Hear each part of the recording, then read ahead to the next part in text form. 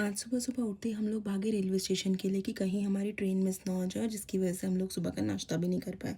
अब आप सब हो रहे होगे कन्फ्यूज़ कि हम सुबह-सुबह उठ के क्यों भागे ट्रेन पकड़ने के लिए और हम लोग जा कहाँ रहे हैं। तो चलो गाइज़, मैं कर देती हूँ आपके कन्फ्यूज़न को बिल्कुल ही क्लियर और बता देती हूँ कि हम लोग जा कहाँ रहे हैं। गुड मॉर्निंग गाइज़, आज के दिन की शुरुआत हुई भाग-दौड़ के साथ। तो गाइज़ हुआ कुछ ऐसा कि मैं और नीरज बिल्कुल भी नहीं है अर्ली मॉर्निंग उठने वाले इंसान। और आज हमें निकलना था चंडीगढ़ के लिए, जिसके लिए नीरज ने ऑलरेडी टिकट्स बुक करवाई हुई थी ट्रेन की। और ट्रेन थी वंदे भारत, जिसके बारे में मैंने तो सुना है कि वो 1 मिनट भी लेट नहीं होती है। लेकिन जनाब, हम अपनी आदत का क्या करें, हम लोग टाइम पर किसी जगह पर नहीं पहुंच सकते हैं। तो एज़ यूजली हम लोग उठे सुबह लेट और उठते ही हमें रेडी होकर फटाफट भागना पड़ा रेलवे स्टेशन के लिए। हमारे पास इतना भी टाइम नहीं था कि हम नाश्ता कर सके, जबकि मम्मी ने नाश्ता ऑलरेडी बना के रखा हुआ था हमारे लिए। तो रेडी होते नीरज ने फटाफट से करवाई कैब बुक, क्योंकि हमारे घर से रेलवे स्टेशन का डिस्टेंस है हाफ एन आवर का और ट्रेन आने में भी ऑलमोस्ट 40 मिनट्स ही बचे थे। जैसे तैसे करके हम लोग टाइम पर रेलवे स्टेशन पहुंच तो गए, लेकिन वहां जाकर क्या पता चलता कि ट्रेन ने दे दिया हमें धोखा। गाइस, ट्रेन तो थी आज 20 मिनट लेट और हमें कैब में बैठे ही इतनी भूख लग रही थी कि हम वेट नहीं कर सकते थे कि कब ट्रेन आएगी और कब हमें खाना मिलेगा। तो इसलिए हमने कैब में बैठते ही ब्रेकफास्ट ऑर्डर कर दिया था, जिसका डिलीवरी एड्रेस हमने रेलवे स्टेशन का ही डाला था। तो जब तक हम लोग प्लेटफॉर्म पे पहुंचे तब तक डिलीवरी बॉय भी वहां पर खड़ा था हमें डिलीवर करने के लिए फूड। और अब ट्रेन हो गई थी लेट, तो हमने वहीं पर बैठ कर खाया पहले ब्रेकफास्ट और उसके बाद थोड़ी देर में आ गई ट्रेन। लेकिन जितने भी लोग वहाँ पर खड़े थे वो सब यही बोल रहे थे कि उनका फर्स्ट एक्सपीरियंस है कि वंदे भारत आज लेट आई हो।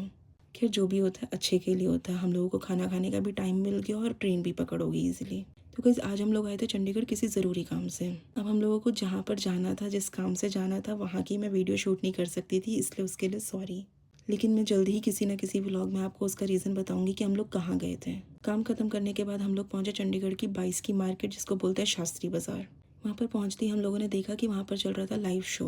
और गाइस, जो लड़का वहाँ पर गाना गा रहा था उसकी वॉइस बहुत ही मेलोडियस थी कि मैं आप लोगों को वर्ड्स में एक्सप्लेन भी नहीं कर सकती हूँ। लेकिन हम लोगों के पास ज़्यादा टाइम नहीं था वहाँ पर खड़े होकर वो पूरा लाइव शो देखने का, क्योंकि अगर हम लोग वो देखते तो हम मार्केट नहीं घूम पाते और मुझे लेने थे अपने लिए क्रॉक्स। गाइस, शास्त्री बाजार फेमस है अपने चीप रेट के लिए और स्ट्रीट साइड मार्केट के लिए। तो मैंने पहले 2-3 दुकानों पे क्रॉक्स देखे और वहाँ पे रेट बहुत ही जेन्युइन मिल रहा था। 200 रुपीज़ में बहुत वैरायटी थी क्रॉक्स की, लेकिन मुझे चाहिए थे ब्लैक कलर में, तो फाइनली मुझे अपने पसंद के क्रॉक्स मिल गए। अब हमें आज ही वापसी करनी थी दिल्ली के लिए, लेकिन हम लोगों को टाइम नहीं पता था कि हम कितने बजे फ्री होंगे काम से, तो इसीलिए हमने डायरेक्टली चंडीगढ़ से दिल्ली के लिए कैब बुक करवाई।